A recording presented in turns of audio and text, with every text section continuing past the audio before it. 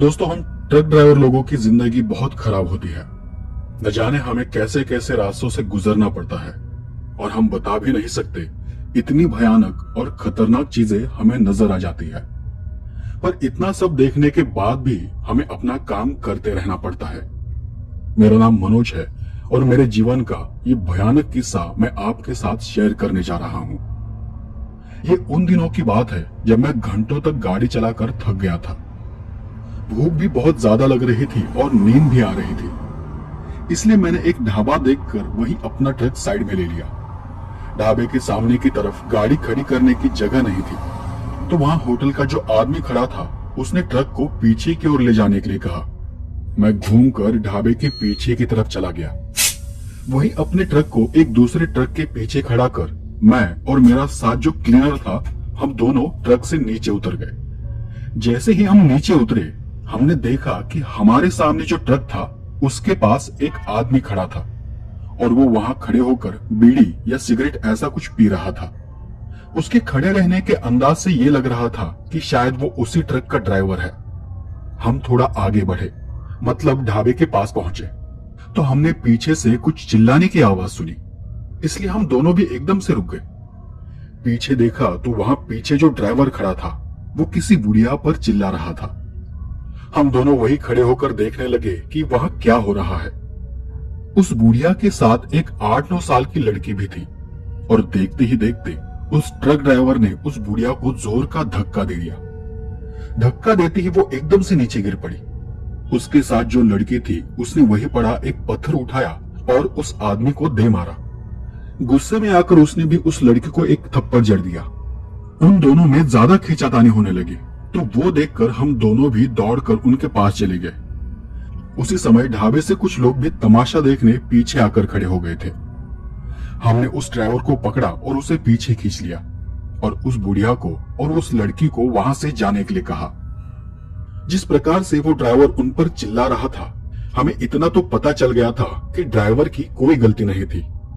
उस बुढ़िया ने उस आदमी से कुछ खाने की मांग की और जब उसने मना किया तो वो उसका हाथ पकड़कर उसे खींचने लगी थी और इसलिए ड्राइवर ने अपने आप को छुड़ाने के लिए उसे धक्का दे दिया था। हमने भी इतना ज्यादा ध्यान नहीं दिया और झगड़ा छुड़ाकर हम ढाबे की ओर चले गए।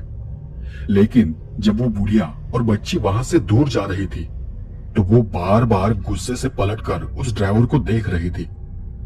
उस समय मैंने देखा कि बीच बीच में उनकी आंखें खून सी लाल चमक रही थी। मैंने अपने साथी क्लीनर को पूछा भी, क्या तुमने देखा उनकी आंखें अजीब है? तो उसने ये कहा, नहीं, तुम्हारा वहम होगा, गाड़ी के हेडलाइट की रोशनी से तुम्हें ऐसा लग रहा होगा। और उसने मेरी बात पर इतना ध्यान भी नहीं दिया।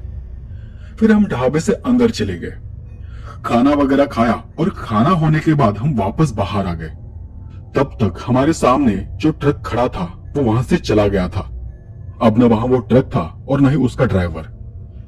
हम भी उसी के बारे में बातें करते हुए अपने ट्रक में बैठ गए और आगे के सफर के लिए निकल पड़े। जब हम वहां से काफी आगे गए तो हमने देखा कि रास्ते के किनारे एक ट्रक रास्ते से नीचे उतरा हुआ था और जैसे जैसे हम उसके पास गए तो महसूस हुआ कि ये तो वही ट्रक है जो ढाबे पर हमारे ट्रक के सामने खड़ा था। उस ट्रक को देख हमने भी अपना ट्रक थोड़ा साइड में ले लिया। वैसे हम ढाबे से 8 से 10 किलोमीटर दूर आ चुके थे। मेरे साथ वाले क्लीनर ने अपनी जगह से ही झुककर बाहर देखा, पर न ट्रक के आसपास कोई दिखाई दे रहा था और न ही ट्रक के अंदर। इसलिए हम दोनों भी देखने के लिए नीचे उतर गए। हमने नीचे उतरकर देखा कि ट्रक की हेडलाइट चालू थी, ट्रक के अंदर की लाइट भी चालू थी और उस हिसाब से ट्रक ड्राइवर को वही आसपास कहीं होना चाहिए था। हमने वहीं खड़े होकर अंधेरे में आवाज भी दी, पर हमें कहीं से कोई जवाब नहीं आया। हमने उस ट्रक को चक्कर लगाकर आगे पीछे देखा, पर कहीं कोई नहीं था। नहीं कोई एक्सीडेंट हुआ था और ना कुछ। सब कुछ ठीक लग रहा था। अब हम दोनों सोच में पड़ गए कि ये साला ड्राइवर गया कहाँ। कुछ समय यहां वहां देखने के बाद हम वापस अपनी गाड़ी की ओर जाने लगे और तभी मेरे साथी ने कुछ देखा। उसका ध्यान रास्ते के दूसरी तरफ चला गया, जहां उसे कुछ चमकता हुआ नजर आ गया। तो उसने मुझे कहा, उस तरफ कुछ है। मैंने भी थोड़ा गौर से देखा, पर मुझे कुछ दिखाई नहीं दिया। मतलब वहां एक तो अंधेरा था और आगे सब कुछ काला धुंधला सा दिखाई दे रहा था।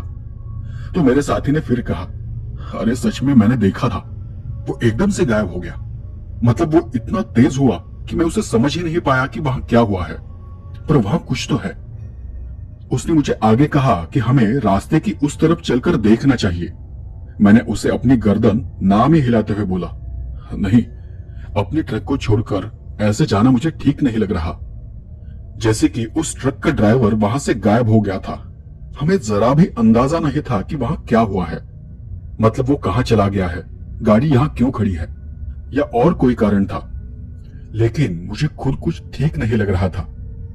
पर फिर भी मेरा जो साथी था वो बार बार मुझे कह रहा था कि चलो एक बार चलकर देखते हैं। तो मैंने उससे कहा कि हम एक काम करते हैं, मैं गाड़ी में जाकर बैठता हूं, तब तक तू जाकर देख करा।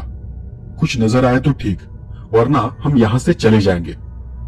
हो सकता है कि ड्राइवर का कुछ जरूरी सामान ढाबे पर रह गया हो और इसलिए वो यहां से वापस चला गया हो। फिर भी मेरे साथी ने कहा, मैं बस एक बार देख कर आता हूं, तुम जाकर ट्रक में बैठ जाओ। मैं जाकर अपने ट्रक में बैठ गया और कपड़े से सामने की कांच को पोंछ ही रहा था कि वो वहां दौड़ता हुआ आया और एकदम से मुझ पर चिल्लाने लगा, गाड़ी भगाओ, जल्दी से गाड़ी भगाओ। वो उल्टी जैसा कुछ कर रहा था, इसलिए मैंने उसे पानी दिया और पूछा, अरे हुआ क्या है? लेकिन उसने बोतल को वहीं फेंक दिया और घबराई हुई आवाज में बस इतना कहता रहा कि पहले तुम गाड़ी भगाओ। मैंने यहां वहां देखा पर वहां कुछ भी नहीं था और मैंने गाड़ी चालू की और गाड़ी को तेज भगाने लगा। वो तो बस डर के मारे हाँफ रहा था और भगवान का नाम जप रहा था। बहुत दूर आगे जाने पर मैंने गाड़ी को थोड़ा धीमा कर दिया, पर वो था कि अभी घबराकर बार बार रास्ते पर यहां वहां देख रहा था। आखिरकार शांत होकर उसने कहा, मैं जब रास्ता पार करके उस तरफ गया तो मुझे कुछ घसीटने की और कुछ खाने जैसी आवाज सुनाई दी। इसलिए मैं रास्ते से थोड़ा नीचे उतरा और झुककर नीचे देखा।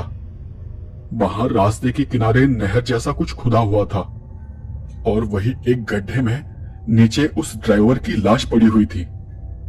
तभी मैंने साथी को बोला, अरे तो इसमें घबराने की क्या बात है, हमें उल्टा पुलिस को खबर करनी चाहिए। उसने मेरी बात को बीच में ही तोड़कर कहा, नहीं नहीं, वो वहां अकेला नहीं था। मतलब सिर्फ वहां उसकी लाश नहीं थी, बल्कि उसके पास वो बुढ़िया और उसकी साथ वाली वो छोटी बच्ची थी। अब ये सुनकर मुझे बस इतना लगा कि शायद उन्होंने ढाबे पर हुए झगड़े का गुस्सा उस ड्राइवर पर निकाला होगा। लेकिन उसके आगे मेरे साथी ने मुझे जो बताया वो सच में बहुत भयानक था। उसने कहा कि वो बुढ़िया उसके सर को किसी मटके की तरह एक पत्थर से फोड़ रही थी और उसी के साथ उसके दिमाग को तोड़कर टुकड़े कर उसे खा रही थी और अपने हाथ पर लगे खून को चाट रही थी। वही वो लड़की उस ड्राइवर के पेट पर बैठकर उसकी छाती से दिल को निकालकर उसे कच्चा ही चबा रही थी। और वो देख मुझे उल्टी जैसा हुआ और मेरे मुंह से जाने अनजाने में आवाज निकली। तभी उन दोनों ने मेरी तरफ देखा और मुझे देखकर वो एकदम से खड़ी हो गई। तुमने जो कहा था वो सच था। उन दोनों की आंखें लाल खून सी चमक रही थी। उनकी उस भयानक नजर को देखकर मेरी हालत ही खराब हो गई और इसलिए मैं वहां से भाग खड़ा हुआ। सच में उसकी बात सुनकर मैं भी घबरा गया था और ये सोचने वाली बात थी कि हम ढाबे से करीब 8 से 10 किलोमीटर दूर थे। जो अंतर हमने 15 से 20 मिनट में पार किया था, हम जानते थे कि इतनी देर में कोई भी इंसान चलकर इतनी दूर नहीं आ सकता, खासकर अगर वो बूढ़ा और कोई बच्चा हो। तो दोस्तों, ये थी हमारी पहली कहानी। आइए अब दूसरी कहानी सुनते हैं। दोस्तों, मेरा नाम मंगेश पाटिल है और मैं महाराष्ट्र से हूं। वैसे मैं कोई ट्रक ड्राइवर तो नहीं हूं, लेकिन मैंने कुछ दिन ट्रक चलाने का काम किया था और उस दिन के बाद मैंने फिर कभी ट्रक नहीं चलाया। ये उन दिनों की बात है जब मेरे पास कोई नौकरी नहीं थी और मेरे घर में पैसों की बहुत तंगी चल रही थी। इसी कारण मैंने एक ट्रांसपोर्ट कंपनी में कुछ दिन नौकरी की थी। अब मुझे पता नहीं कि वो कोई ट्रांसपोर्ट कंपनी थी या दूसरा कुछ, लेकिन वो लोग अपने ड्राइवर्स को बहुत सारे पैसे देते थे और फिर भी मैंने वो नौकरी छोड़ दी थी। इसका कारण था उस कंपनी की शर्तें, जो कि बहुत ही अजीब और डरावनी थी। तो मैं आपको वही किस्सा सुनाने जा रहा हूं। जब मैं नौकरी ढूंढ रहा था, कोई ढंग का काम तलाश रहा था, तब मेरी पहचान एक आदमी से हुई थी। वो भी मेरी तरह उन दिनों काम ढूंढ रहा था। उसने मुझे कहा कि एक काम है, लेकिन उस काम को करने से पहले हमें उस कंपनी की शर्तों को मानना पड़ेगा, तभी वो हमें काम पर रखते हैं। मैंने उससे पूछा भी कि ऐसी क्या शर्तें हैं, तो उसे भी उनकी शर्तों के बारे में ठीक से पता नहीं था। उसने बस मुझे इतना कहा कि बहुत जल्द बहुत सारे पैसे कमाने हैं तो मेरे साथ चलो। मैंने काफी सुना है उस कंपनी के बारे में, और बहुत ही कम लोग उसके बारे में जानते हैं। मैं पिछले 1.5 महीने से काम ढूंढ रहा था, इसलिए उस आदमी की बात सुनकर मुझे भी ये लगा कि शायद यही मौका है, शायद किस्मत मुझे कुछ देना चाहती है। जैसे कि हम जानते हैं कि किसी कंपनी के कुछ राज होते हैं जो कि कुछ खास लोग ही जानते हैं, और इसलिए कंपनी ऐसे लोगों को बहुत सारे पैसे भी देती है ताकि वो राज कंपनी से बाहर न जाए, वो अपने लोगों तक ही रहे। और यही सोचकर एक दिन मैं उस आदमी के साथ चला गया। अब वो जो आदमी था वो मेरा इतना अच्छा दोस्त तो नहीं था, बस काम के जरिए हमारी अच्छी जान पहचान हो गई थी। वो एक बड़े से गोडाउन में एक कोने में छोटा सा ऑफिस था, जिसका नाम भी ठीक से पढ़ा नहीं जा रहा था, बस आगे ट्रांसपोर्ट ऐसे कुछ शब्द दिखाई पड़ रहे थे। जब हम दोनों वहां गए तो वहां का जो मालिक था उसने हम दोनों को अंदर बुलाया और हमसे कुछ सवाल पूछे। और वो सवाल क्या थे पता है? क्या तुम्हें अंधेरे से डर लगता है? क्या तुम भूत प्रेतों को मानते हो? और क्या तुमने कभी भूत या ऐसा कुछ एक्सपीरियंस किया है? अब मेरे लिए ये सच में अजीब सवाल थे, क्योंकि जिस काम के लिए मैं वहां गया था उन्हें मुझे उनके बारे में पूछना चाहिए था, जैसे कि मुझे ट्रक चलाना आता है या नहीं, मेरा ड्राइविंग का एक्सपीरियंस कितना है, या फिर मेरे पास लाइसेंस है या नहीं। लेकिन ये सारे सवाल उन्होंने मुझे पूछे ही नहीं। और मेरे साथ जो आदमी आया था उसके शुरुआती सभी सवालों का जवाब ना ही था। मतलब मुझे अंधेरे से डर नहीं लगता, भूत प्रेतों में मेरा विश्वास नहीं है, और अभी तक मैंने ऐसा कुछ भी एक्सपीरियंस नहीं किया है। और मैं था जो कि जवाब देने के बजाय बस यही सोच रहा था कि ये कैसे सवाल है। तो वहां का जो मालिक था उसने ऐसे ही कुछ ऊट पटांग सवालों के बाद सबसे आखिर में मुझे कहा कि मुझे नहीं लगता कि तुम यहाँ काम कर पाओगे।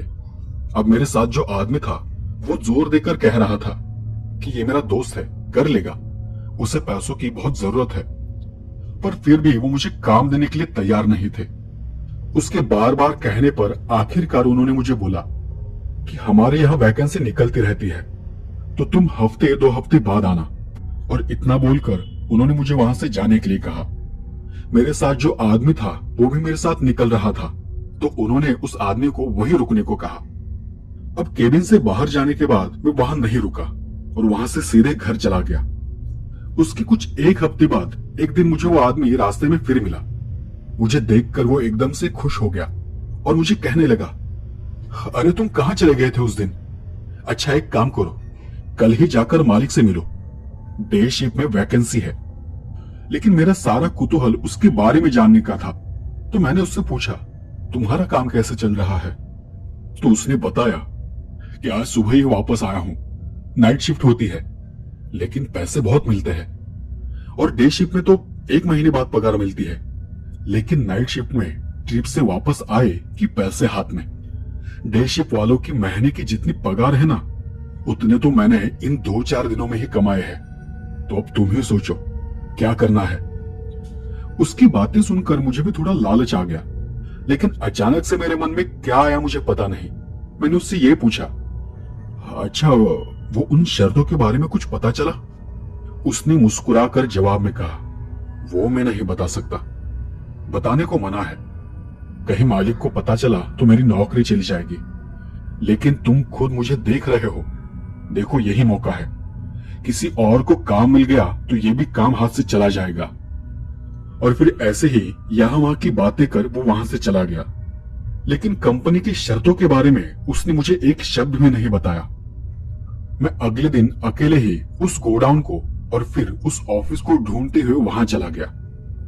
मैं फिर एक बार उस अजीब से आदमी के सामने बैठा था। उसने मुझे गौर से देखा और कहा, देखो, हमारे यहाँ नाइट शिफ्ट में काम करने के कुछ रूल्स है, कुछ सख्त नियम है। अगर तुम उन्हें मानते हो तभी हम तुम्हें आगे का काम दे सकेंगे। और वो आदमी अच्छे से जानता था कि मुझे पैसों की जरूरत है, मेरे सामने कोई पर्याय नहीं है। मैंने उत्साह में कहा, आप बताइए, मैं करने को तैयार हूं। मैंने सोचा कि होंगे ऐसे ही कुछ नियम कि सिग्नल को नहीं तोड़ना है, या कंपनी के बारे में किसी को नहीं बताना है, या कंपनी के बताए रास्ते के बजाय कहीं और नहीं जाना है, या ऐसे ही कुछ। पर मालिक ने कहा, आज नहीं, पहले कुछ दिन तुम दिन में ट्रक चलाओ, फिर मैं तुम्हें बताता हूं। शायद वो देखना चाहते थे कि मैं कैसे ट्रक चलाता हूं। मैंने 3-4 दिनों तक ट्रक चलाया, जो कि शहर में ही काम होता था। मुझे उन दिनों में इतना तो पता चल गया था कि उनके 2 क्षेत्र थे। एक में फूड आइटम्स जैसे वेजिटेबल्स वगैरह ट्रांसपोर्ट होते थे, तो दूसरे में नॉन वेजिटेरियन आइटम्स जैसे मीट, मांस, मच्छी वगैरह ट्रांसपोर्ट होता था। मुझे लगा था कि ये लोग कुछ 2 नंबर का धंधा करते होंगे और शायद इसलिए ज्यादा पैसे भी देते होंगे। ऐसे ही 4-5 दिन बाद एक शाम जब मैं ट्रक लेकर वापस आया और अपने घर जाने की तैयारी कर रहा था, तो मुझे पता चला कि मालिक ने मुझे बुलाया है। मैं कपड़े बदलकर उनके केबिन में चला गया। उन्होंने मुझे उनके सामने बैठने का इशारा किया और शुरुआत में इतना ही कहा, तुम्हारा काम अच्छा है, और जैसे कि तुम्हें पता होगा कि हम 2 तरह का ट्रांसपोर्ट करते हैं, वेजिटेरियन आइटम्स और मीट वगैरह। तो जो लोग मीट, मांस, मटन को ट्रांसपोर्ट करते हैं, सिर्फ उन्हें ही हम दुगनी पगार देते हैं, या कभी कभी उससे ज्यादा। कंपनी की कुछ मजबूरियां है और इसलिए हम मांस, मटन सिर्फ रात में ही ट्रांसपोर्ट करते हैं। तो क्या तुम वो काम करना चाहोगे? दुगनी पगार सुनकर मैंने कुछ सोचा नहीं और बिना सोचे ही कह दिया, हाँ क्यों नहीं। तो मैनेजर ने थोड़ा रुककर केबिन का दरवाजा लगाने के लिए कहा। मैंने उठकर दरवाजा बंद कर दिया और वापस अपनी जगह पर बैठ गया। तभी वो आदमी, वो मालिक अपनी जगह से उठकर खड़ा हो गया। फिर उसने एक एक कर मुझे वो शर्तें बताना शुरू किया। देखो, जैसे कि मैंने तुम्हें पहले ही कहा था कि यहाँ की कुछ शर्तें हैं, सख्त नियम है, जिसे अगर तुम मानते हो तभी हम तुम्हें वो काम दे सकते हैं। और मैं अब ये मानकर चल रहा हूँ कि तुम्हें सभी शर्तें मंजूर है। अगर तुम जाना चाहो तो अब भी बाहर जा सकते हो। मैंने फिर भी विश्वास से कहा, नहीं, मैं करूंगा, मुझे मंजूर है। फिर उसने आगे कहा, तो सुनो, नाइट शिफ्ट में काम करने की 10 शर्तें हैं। पहली शर्त, तुम्हें सिर्फ रात में सफर करना है। रात में ही शहर के बाहर जाना पड़ेगा और सुबह होने से पहले तुम्हें डिलीवरी देनी है। एक बार तुम ट्रक को लेकर यहां से निकले तो तुम उसे बीच रास्ते में कहीं नहीं रोक सकते और नहीं कहीं आराम कर सकते हो। पानी पीने के लिए भी नहीं और नहीं पेशाब के लिए।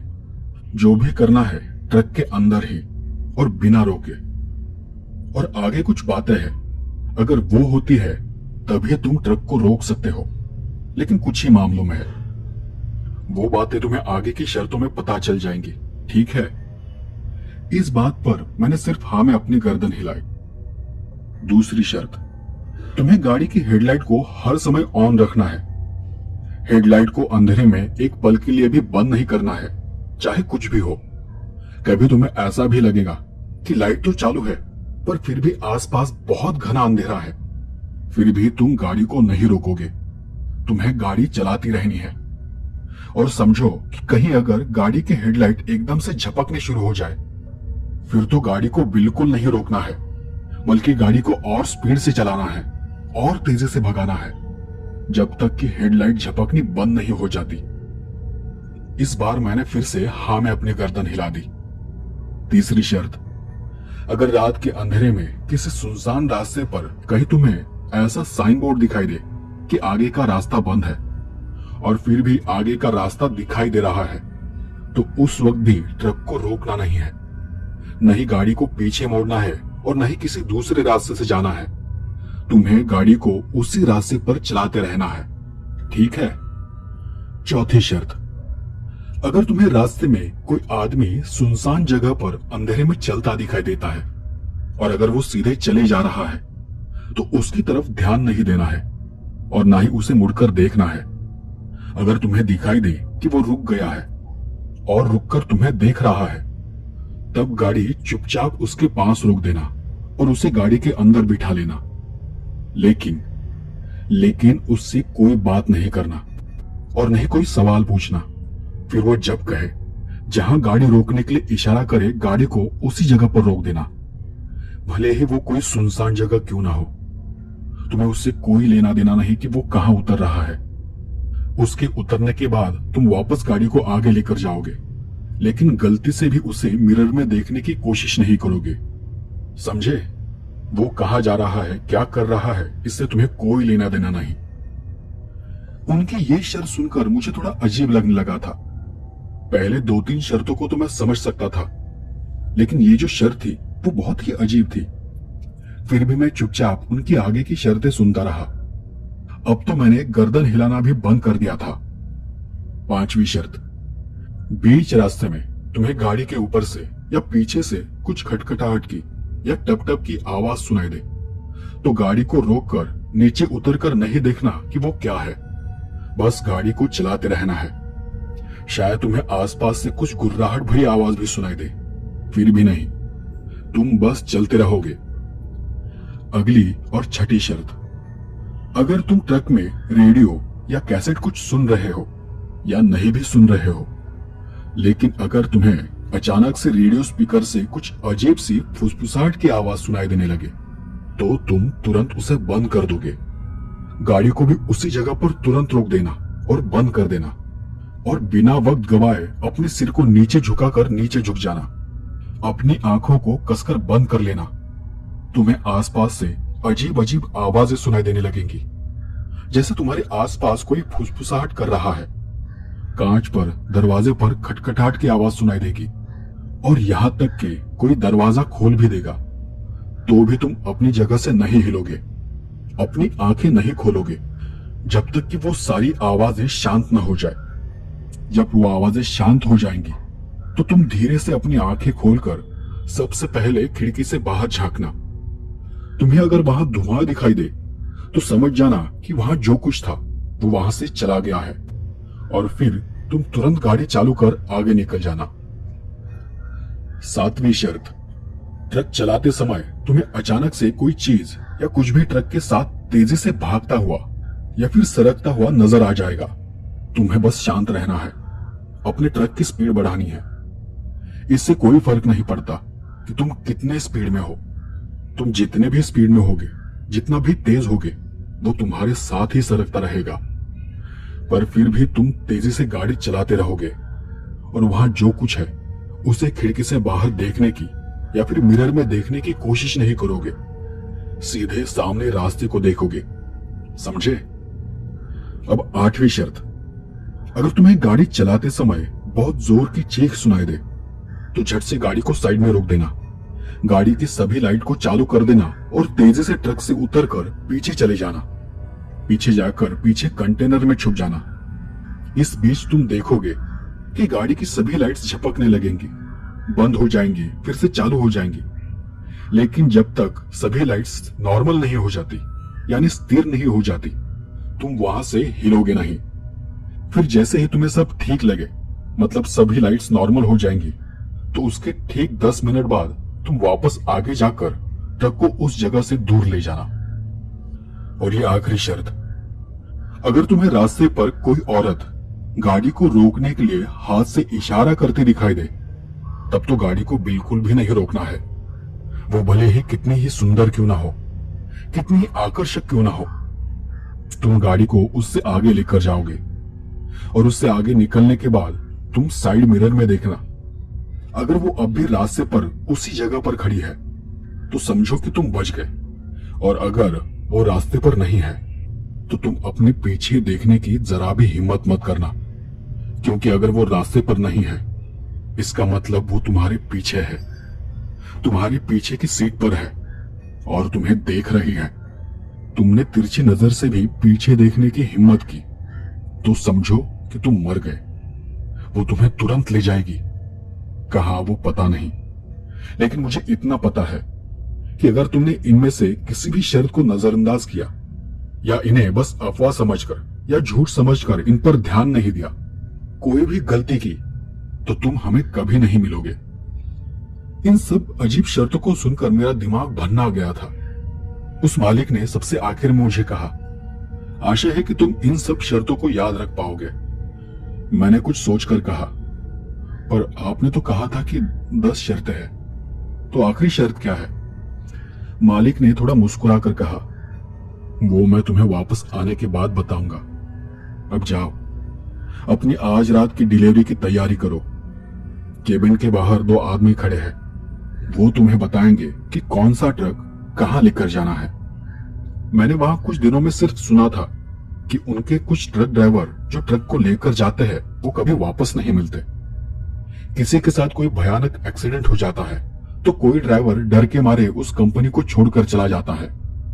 लेकिन आज मुझे समझ आ रहा था कि इन सब के पीछे क्या कारण हो सकता है। अब मैं दुविधा में था, मैं उन्हें ना नहीं कर सकता था। बाहर उनके 2 आदमी खड़े थे।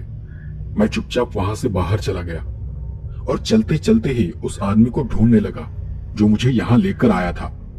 वो 2 आदमी मुझे उसी गोडाउन के एक बड़े से हिस्से में लेकर गए। वो हर पल मेरे साथ थे। वहीं पर कुछ ड्राइवर शांत बैठे थे, आपस में बात भी नहीं कर रहे थे। मैं अपनी जाने की तैयारी करने लगा और मैंने बहुत धीरे से वहां बैठे कुछ लोगों से मेरे साथ वाले उस आदमी के बारे में पूछा। और तब मुझे पता चला कि उसकी कल रात ही एक भयानक दुर्घटना में मौत हुई है और इसलिए उन्होंने मुझे उसकी जगह पर काम करने के लिए बुलाया है।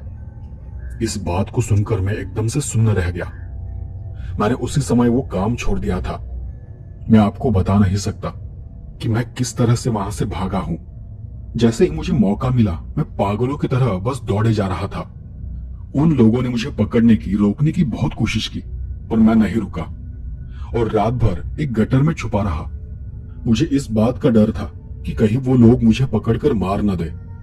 सुबह होते ही मैं सीधे अपने गांव चला गया और फिर मैं वहां वापस कभी नहीं गया। मुझे सच में न उस कंपनी के बारे में कुछ पता था और न उनके काम के बारे में, पर वहां कुछ तो अजीब था। मुझे इतना तो यकीन था कि वो सिर्फ ऐसे लोगों को काम देते थे कि जिनके घर वाले या जिनके पहचान का वहां कोई नहीं है। वो उनके बारे में जानकारी निकालते थे और जब उन्हें यकीन हो जाता कि इन्हें देखने वाला या इन्हें बचाने वाला यहाँ कोई नहीं है, तभी वो लोगों को काम पर रखते थे, पैसों का लालच देते थे और पता नहीं उन लोगों से वो कौन सा भयानक काम कराते थे। मेरा नसीब अच्छा था जो मैं बच गया था। मेरे उस साथ वाले आदमी की मौत के बारे में सुनकर मुझे अब यह लगने लगा था कि उनकी आखिरी शर्त यही थी कि अगर तुम जिंदा लौटकर वापस आए तभी तुम्हें पैसे मिलेंगे, बहुत सारे पैसे। तो दोस्तों, ये थी आज की दोनों कहानियां। आपको दोनों कहानी में से कौन सी कहानी ज्यादा अच्छी लगी मुझे कमेंट कर जरूर बताएं। और हाँ, मैं आज से एक सेगमेंट ला रहा हूं जिसका नाम है ओल्ड इज गोल्ड, जिसके तहत मैं आपको मेरे चैनल की कोई एक अच्छी कहानी अपने हर एक नए एपिसोड में ऐड करता जाऊंगा, ताकि जो नए सब्सक्राइबर्स हैं जिन्होंने मेरी पुरानी कहानियां नहीं सुनी है वो मेरी पुरानी कहानियों का भी आनंद ले सके। तो चलिए अब सुनते हैं ओल्ड इज गोल्ड के अंतर्गत मेरी एक पुरानी कहानी, और वो कहानी भी ट्रक ड्राइवर से संबंधित है। तो आइए शुरू करते हैं। ये अगली कहानी हमें भेजी है शिवांश ने, और अब आगे की कहानी मैं शिवांश के पॉइंट ऑफ व्यू से सुनाऊंगा। मेरा नाम शिवांश है और मैं एक ट्रक ड्राइवर हूँ। यह घटना कुछ 3 से 4 साल पहले की है। वो शायद जुलाई का महीना था और बरसात के दिन थे और मुझे एक काम मिल गया था। काम ये था कि मुझे एक घर का सामान लेकर नासिक से नागपुर जाना था। वैसे मैं जाना तो नहीं चाहता था क्योंकि पिछले 2-3 दिन से मौसम बहुत खराब था और तेज बारिश भी हो रही थी। डर इस बात का था कि कहीं बारिश में फंस गया तो उल्टा मेरा नुकसान होगा, और मैंने उन्हें बताया कि बारिश की वजह से मैं नहीं जा सकता। लेकिन सामने वाली पार्टी ने मुझे थोड़े ज्यादा पैसे देने का वादा किया और जल्द से जल्द सामान नागपुर उनके दूसरे घर पहुंचाने को कहा। तो कुछ देर सोचने के बाद मैं भी मान गया और शनिवार दोपहर को उनके नासिक वाले घर चला गया। उस दिन सुबह से बारिश गिर रही थी, तो बारिश की वजह से सामान को ट्रक में लोड करते करते रात के 8 बज गए। रात के समय सारा सामान गाड़ी में लोड करने के बाद मैं अकेला ही वहां से नागपुर की ओर निकल पड़ा। अब मैंने दोपहर से खाना नहीं खाया था, तो मुझे बहुत भूख लगी थी। तो मैंने आगे जाकर रास्ते में एक ढाबे पर ट्रक को रोका और वही थोड़ा खाना खा लिया। मैं जब खाना खत्म कर ढाबे से बाहर निकला तो मैंने देखा कि एक आदमी बारिश में भीगता हुआ मेरे ही ट्रक के पास खड़ा था। मैं अपने आप को बारिश से बचाते हुए भागकर ही उस आदमी के पास चला गया। तो उसने कहा कि वो एक दूसरे ट्रक से नागपुर की ओर जा रहा था, पर वो जिस ट्रक से जा रहा था वो ट्रक पीछे कहीं बंद पड़ गया है और वो चलकर ही इस ढाबे तक आया है। करीब 1 घंटे से वो नागपुर जाने वाले ट्रक को ढूंढ रहा था। तो मैंने उस आदमी को मेरे साथ चलने को कहा। वो आदमी गीले कपड़ों के साथ सिकुड़कर एक कोने में बैठ गया। मैंने उससे कहा, तुम्हारे पास दूसरे कपड़े नहीं है क्या? उसने ठंड से कांपते हुए ना में जवाब दिया। अब मेरे पास भी उसे देने के लिए कुछ भी नहीं था, तो सोचा कहीं आगे जाकर किसी ढाबे पर जरूर कुछ न कुछ मिल जाएगा। अब सफर काफी लंबा था, तो मैंने ट्रक में टेप मतलब म्यूजिक सिस्टम चालू कर दिया और बड़ी आवाज में गाने बजाना शुरू किया। ज्यादातर वो फिल्मी गाने थे, लेकिन बीच बीच में ही कोई भजन, कोई भगवान का गाना शुरू हो जाता था। और फिर जैसे ही भगवान का गाना शुरू होता, वो आदमी थोड़ा अजीब सा व्यवहार करने लगता था। अजीब तरह से अपने शरीर को तोड़ने मरोड़ने लगता था। बीच बीच में ही अपने सर को बहुत नीचे झुका लेता था। उसकी आंखों से बार बार पानी निकलने लगता और उस बारिश के ठंडे मौसम में भी अचानक ही उसके सर से लेकर पांव तक उसे पसीना आने लगता। मैंने 3-4 बार देखा, जब भी कोई भगवान का गाना या भजन शुरू हो जाता, अचानक ही उसकी हालत बिगड़ने लगती थी। वो देख मैंने उस आदमी से पूछा, भाई कोई तकलीफ है क्या या तबीयत खराब है? तो उसने थरथराते हाथों से मुझे इशारा करते हुए इतना ही कहा, नहीं, पर क्या तुम ये टेप बंद कर सकते हो? मुझे उस आवाज से तकलीफ हो रही है। मुझे थोड़ा बुरा लगा, क्योंकि गाने सच में बहुत बड़ी आवाज में चल रहे थे। पर हम ट्रक वालों की आदत ही होती है, हमें नींद ना आए इसलिए हम अक्सर बड़ी आवाज में ही गाने चलाते हैं। लेकिन उस आदमी की हालत देख मैंने तुरंत टेप को बंद कर दिया। उस वक्त रास्ते पर ज्यादा गाड़ियां भी नहीं थी और जिस नेशनल हाईवे से हम जा रहे थे वहां तो कहीं कहीं लाइट्स भी बंद थी। काफी देर ट्रक चलाने के बाद रात के करीबन 2 या 2:30 बज रहे थे कि तभी खड़खड़ आवाज करते हुए ट्रक अचानक ही एक जगह पर रुक गया। मुझे तो समझ ही नहीं आया कि अचानक क्या हो गया। अभी तक तो सब ठीक था। मैंने आगे देखा, पर आसपास बस दूर दूर तक फैला मैदान दिखाई दे रहा था और बीच बीच में कहीं बड़े बड़े पेड़ थे, कहीं घनी झाड़ियां थी, जो रात के उस वक्त काफी डरावनी लग रही थी। मैंने कई बार ट्रक को चालू करने की कोशिश की, पर ट्रक चालू ही नहीं हो रहा था। मैंने उस आदमी को कहा, तुम यही रुको, मैं देख कर आता हूं कि क्या गड़बड़ है। तो मुझे देख वो आदमी पहली बार थोड़ा मुस्कुराया। उस रास्ते पर आसपास कोई भी नहीं था, बस एकाध दूसरी गाड़ी उस रास्ते पर नजर आ रही थी। मैं नीचे उतरकर गाड़ी के आगे जाकर इंजन चेक ही कर रहा था कि वो आदमी तेजी से गाड़ी से नीचे उतर गया और उतरकर सीधे रास्ते के किनारे घनी झाड़ियों के बीच अंदर जाने लगा। मैंने उसे आवाज दी, अरे भाई कहाँ जा रहे हो? उसने मेरी बात का कोई जवाब नहीं दिया। मुझे लगा कि शायद वो टॉयलेट के लिए गया होगा। मैंने फिर से उसे आवाज दी, देखो ज्यादा अंदर मत चले जाना। और मैं फिर इंजन चेक कर टायर चेक करने लगा। अभी बस कुछ 2-4 ही मिनट हुए थे कि मैंने उन झाड़ियों में से एक अजीब सी आवाज सुनी। आवाज ऐसी थी जैसे कोई आदमी जोर जोर से दर्द से कराह रहा हो। मैं तुरंत भागते हुए उन झाड़ियों में जाने लगा। मैंने आगे जाकर देखा तो वहां वो आदमी था ही नहीं। अंधेरा होने की वजह से आसपास ठीक से दिखाई ही नहीं दे रहा था कि तभी किसी ने किसी चीज से पीछे से मेरे सर पर वार किया। उसके धारदार कोने से मेरे सर पर खरोच भी आ गई थी। मैं गुस्से में ही पलटा, पर वहां कोई नहीं था। मैंने गुस्से में ही कहा, कौन है बे, मेरे सामने आ। पर वहां आसपास कोई भी नहीं था। और जब वापस मैंने उन झाड़ियों की ओर देखा तब मुझे सामने कुछ ही दूरी पर एक औरत दिखाई दी। वो अचानक ही मुझे सामने नजर आने लगी थी। मैंने अपनी आंखों को मलते हुए देखा, पर वो औरत पहले जितनी दूर थी अब उससे कई ज्यादा करीब नजर आने लगी थी। वो देख मेरी सांस जैसे रुक सी गई, धड़कन बिल्कुल धीमी सी हो गई और बदन एकदम ठंडा सा होता महसूस होने लगा। मैं वहां से हटते हुए उन झाड़ियों में जाने लगा।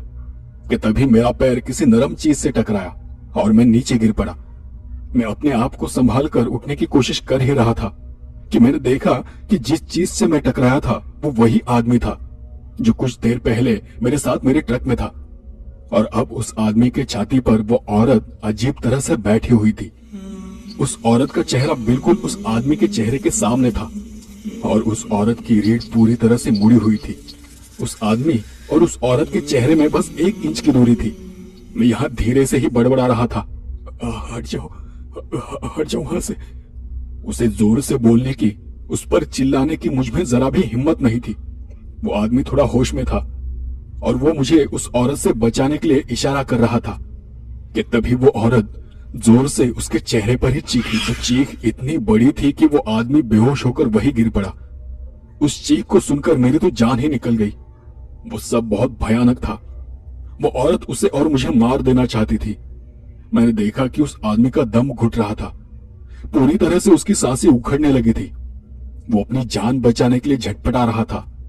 मैं जानता था कि मैं अकेला उस औरत के सामने कुछ नहीं कर सकता था, लेकिन फिर भी मैं दौड़कर मेरे ट्रक के पास चला गया और अंदर कुछ हथियार वगैरह ढूंढने लगा। और तभी मेरा ध्यान मेरे म्यूजिक सिस्टम की ओर चला गया। मैंने झट से गाड़ी को चाबी लगाई और बड़ी आवाज में टेप को चालू कर दिया। मेरा नसीब अच्छा था कि मैंने भगवान के जिस गाने पर टेप को बंद किया था, टेप वहीं से आगे चालू हो गया। और तब मैं भी भगवान से प्रार्थना करने लगा कि भगवान करे सब ठीक हो जाए। लेकिन फिर भी मैंने वहां से स्टेपनी ली और सीधे उन झाड़ियों में चला गया। अब उस औरत ने अपने दोनों हाथों से अपने कानों को बंद कर रखा था और वो अब डर की वजह से चीख रही थी। वो इतनी तेज और बुरी तरह से कांप रही थी कि वो देख मैं समझ गया कि वो कोई आम इंसान नहीं थी। मतलब मेरा पैतरा काम कर गया था। वो आदमी आधी बेहोशी की हालत में था। मैं उस आदमी को खींचते हुए उस औरत से दूर ले गया और फिर किसी तरह उसे उठाकर ट्रक के पास चला गया। वो सब देखकर मेरा सर चकराने लगा था। आसपास सब अंधेरा ही अंधेरा था। अब तो वो एक आध दूसरी गाड़ी भी मुझे नजर नहीं आ रही थी। सोचा अगर गाड़ी नजर आ जाती तो मैं किसी से मदद मांग सकता था। मैंने डरते डरते भगवान का नाम लेकर किसी तरह उस आदमी को गाड़ी के अंदर धकेला और जाकर मेरी सीट पर बैठ गया। मैं गाड़ी को चालू करने ही वाला था कि मैंने उस झाड़ियों से फिर एक आवाज सुनी, अरे रुक जाओ, मुझे छोड़कर कहां जा रहे हो। उस आवाज को सुनकर मैं दंग रह गया। मैंने जिस आदमी को गाड़ी में बिठाया था वो अब भी गाड़ी में ही बेहोश पड़ा हुआ था और वो आवाज भी बिल्कुल उसी आदमी की जैसी थी। मैंने जोर जोर से भगवान का नाम लेना शुरू किया और फिर मेरी आवाज को सुन वो बाहर का आदमी अपनी जगह पर ही खड़ा हो गया और मेरी तरफ देखते हुए उसने गुर्राते हुए कहा, ये मेरा शिकार है, मैं इसे यहां से जाने नहीं दूंगी। और मैं समझ गया कि वो बस एक छलावा है। मैंने डर के मारे ट्रक चालू किया और ट्रक को भगाने लगा। मैं ट्रक को पूरी स्पीड से दौड़ा रहा था। इतनी देर से जो ट्रक चालू नहीं हो रहा था वो अचानक ही चल पड़ा था। पता नहीं वो डायन थी या कोई चुड़ैल थी, पर वो इतना भयानक था कि उस हादसे के बाद हम दोनों भी बीमार पड़ गए थे। कुछ वक्त बाद जब उस आदमी को होश आया तो उसने बताया कि असल में वो रात नागपुर से मुंबई की ओर जा रहा था, पर बीच रास्ते में जब वो टॉयलेट के लिए उस जगह गाड़ी से नीचे उतरा था तो किसी अनजान चीज ने उसे पकड़ लिया था। शायद उसे किसी चीज ने पजेस कर लिया था। वो तब वहां से आगे निकल तो गया, पर जैसे जैसे वो चीज उस पर हावी होने लगी तो उस डायन या चुड़ैल वो जो भी थी उसने उसे वापस उसी जगह आने पर मजबूर कर दिया। और इसीलिए बीच रास्ते में ही वो मुंबई की ओर जाने वाली गाड़ी से उतरकर मेरी गाड़ी में बैठ गया था। उसने कहा कि तब अगर तुम मुझे आने से मना कर देते तो शायद मैं तुम्हें मार देता, पर अच्छा हुआ कि तुम मुझे वहां ले जाने के लिए तैयार हो गए और आज सिर्फ तुम्हारी वजह से ही मेरी जान बच पाई है। तो दोस्तों ये था आज का पूरा एपिसोड और आपको मेरी कहानियां कैसी लगी मुझे कमेंट कर जरूर बताया करें। वीडियो को लाइक करें क्योंकि आप लाइक करते हो, शेयर करते हो तो मुझे भी थोड़ा काम करने के लिए अच्छा लगता है।